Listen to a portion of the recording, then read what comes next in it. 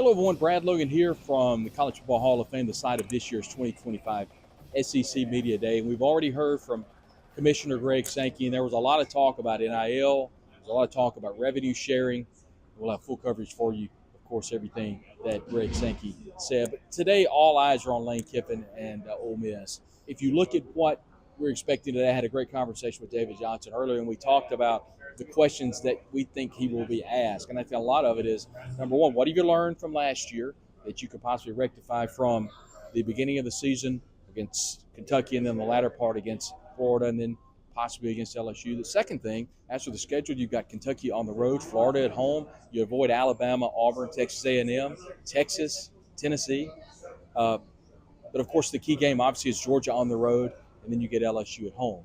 But I think for Ole Miss, the key component, the key game is going to be that road trip to Norman, Oklahoma. I think there's an opportunity, obviously following the road trip against Georgia, then you got to go on the road and face Oklahoma. I have no doubt that the Sooners are going to circle that game. It's a conference game. It's at home. And I have no doubt that they'll want to try to beat Ole Miss their first time in the conference at home in Norman. We'll have full coverage for you here from SEC Media Day. We'll have head coach Lane Kiffin coming up. We'll have players. We'll have more, everything coming from right here, the College Football Hall of Fame.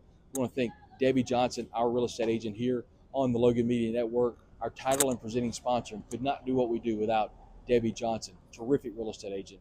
Also want to say a special thank you to the Land Shark, the Velvet Ditch, and the Hearn Law Firm, proud sponsors here on the Logan Media Network. Brad Logan reporting from SEC Media Days here in Atlanta on the College Football Hall of Fame.